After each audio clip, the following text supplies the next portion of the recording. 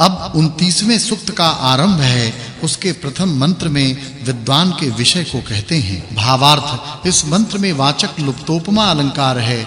जो धर्माचरण करने वाले अधर्म से पृथक सबको रखने में प्रवर्तमान हैं, वे कल्याण को प्राप्त होते हैं।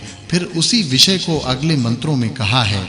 भावार्थ, जो विद्वान लोग द्वेष को छोड़ के निरंतर बुद्धि की उन्नति करते, दूसरे के अपराधों को क्षमा करते और सबको सुखी करते हैं, वे इस जगत में सत्कार के योग्य होते हैं। भावार्थ, जो प्रथम कक्षा के विद्वान हों, उनको राजा लोग पूछें कि आपकी क्या सेवा हम करें, क्या-क्या तुमको देवें, जिससे विद्या, सुशिक्षा और धर्म की उन्नति करो। भावार्थ, सब मनुष्यों को योग्य है कि विद्याओं को प्राप्त होके सबको सुखी करें और जैसे दृढ़ पुष्टयान बने वैसा प्रयत्न करें। सदा विद्वानों में प्रीति रख के विद्या की उन्नति किया करें। भावार्थ, सबको प्रशंसा करनी चाहिए कि हे विद्वान जनों, तुम्हारे संग से हम लोग पापों को छोड़ धर्म का आचरण करने वाले हों। आप लोग पिता के तुल्य हमको शिक्षा देवो, जिससे हम दुष्ट आचरण से दूर रहें। भावार्थ, इस मंत्र में उपमा अलंकार है। विद्वानों का यही कर्तव्य है कि जो अज्ञान अविद्यादि दोषों से पृथक रख के सब दुखों से पृथक कर मनुष्यों को बड़ी अवस्था वाले धर्मात्मा करें। भावार्थ, विद्वान और सभापति आदि राजपुरुषों को योग्य है कि उन धर्म संबंधी कार्यों को करें जिनसे दुख और दरिद्रता प्राप्त न हो, और आपस में मिलके सुंदर वीरों वाली प्रजाओं को करें। इस सूक्त में विद्वानों के गुणों का वर्णन होने से इस सूक्त के अर्थ की पिछले सूक्त के अर्थ के साथ संगति है, यह जानना चाहिए। यह 29वां सूक्त और 11वां वर्ग समाप्त हुआ। अब 30वें सूक्त का आरंभ है। इसके प्रथम मंत्र में वायु और सूर्य का विषय कहते हैं। भावार्थ, जैसे अंतरिक्षस्थ वायु में जल ठहरता है, वैसे सूर्य में नहीं ठहरता। सूर्य मंडल से ही वर्षा द्वारा जल की प्रकटता होती है और यही सूर्य जल को ऊपर खींचता और वर्षाता है। जल की प्रथम सृष्टि अग्नि से ही होती है, ऐसा जानना चाहिए। फिर सूर्य मंडल के कृत्य विषय को अगले मंत्रों में कहा है। भावार्थ, जैसे सूर्य का बंधन करता है, वैसी ही पृथ्वी आदि लोकों का भी है। जैसे सूर्य मंडल प्रतिदिन रसों को खींचकर नियत समय पर वर्षाता है, वैसे इस सूर्य की किरणें भी प्रत्येक द्रव्य को प्राप्त होती हैं। भावार्थ, सूर्य अति दूरस्थ हो भूमि को धारण करता जल को खींचता है। जैसे वह मेघ को छिन्न भिन्न कर भूमि पर गिराता है, वैसे ही राजपुरुषों को सत्व गिराने चाहिए।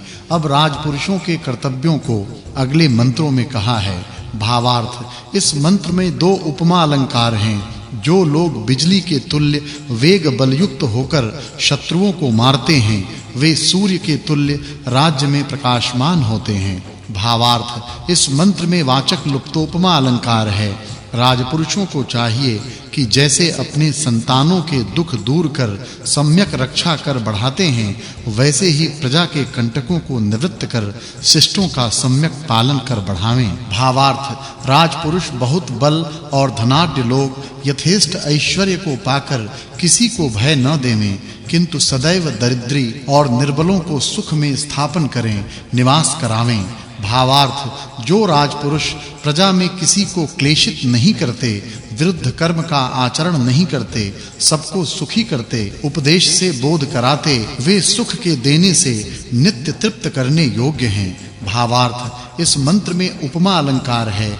जैसे राजा शत्रुओं को मारकर पुरुषों का सत्कार व न्याय करता है, वैसे ही रानी दुष्टा स्त्रियों को निवृत्त कर सब स्त्रियों की रक्षा करे। अर्थात जैसे पुरुष न्यायाधीश हों, वैसे स्त्रियां भी हों।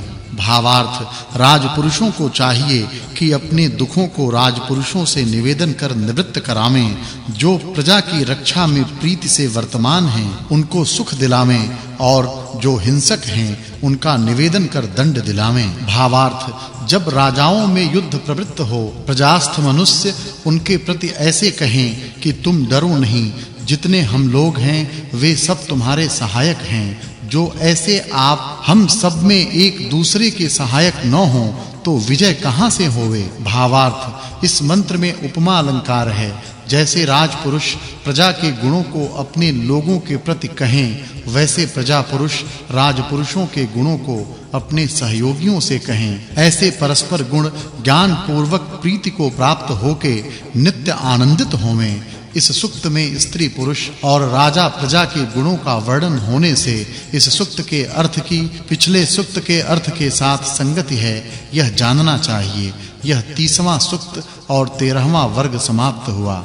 अब 31वें सूक्त का आरंभ है। उसके प्रथम मंत्र में शिल्प विद्या का विषय कहते हैं। भावार्थ, इस मंत्र में वाचक् लुप्तोपमा अलंकार है।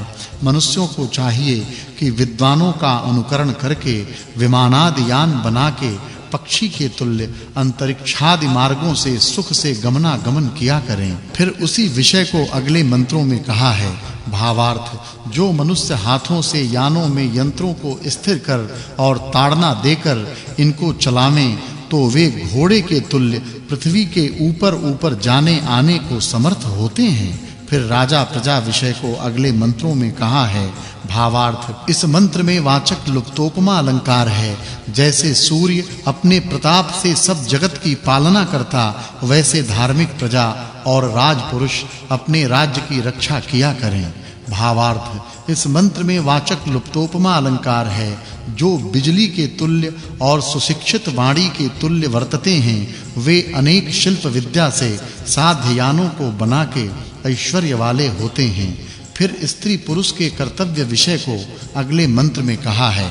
भावार्थ, इस मंत्र में वाचक् लुप्तोपमा अलंकार है। जैसे रात दिन परस्पर मिले हुए वर्तते हैं, वैसे ही स्त्री पुरुष वर्तें। जैसे पुरुष ब्रह्मचर्य से विद्या पढ़ के सब पदार्थों के गुण कर्म स्वभावों को जानकर विद्वान होते हैं, वैसे ही स्त्रियां भी हों। फिर हम मनुष्यों को क्या करना चाहिए, इस विषय को अगले मंत्रों में कहा है। भावार्थ, इस मंत्र में उपमा और वाचक् लुप्तोपमा अलंकार है। जैसे ईश्वर अजन्मा कामना के योग्य सत्य गुण कर्म वाले स्वभाव वाला सेवने योग्य है, वैसे हम सब जीव लोग हैं। इससे ब्रह्मचर्यादि शुभ कर्म में हमको सदा वर्तना चाहिए।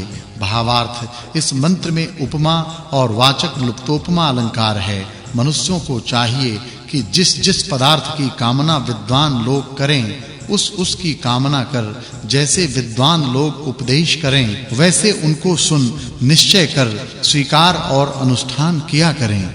इस सूक्त में विद्वान और विदुषी स्त्रियों के गुण का वर्णन होने से इस सूक्त में कहे अर्थ के पूर्व सूक्त के अर्थ के साथ संगति है, यह जानना चाहिए। यह 31वां सूक्त और 14वां वर्ग समाप्त हुआ। अब 32वें सूक्त का आरंभ है। इसके प्रथम मंत्र से मनुष्यों को क्या कर्तव्य है, इस विषय को कहते हैं। भावार्थ, मनुष्यों को भूमि और अग्नि का सेवन जो युक्त के साथ किया जाता है तो पूर्ण आयु और धन की प्राप्ति हो सकती है। अब विद्वानों की मित्रता की अगले मंत्रों में कहा है। भावार्थ, सब मनुष्य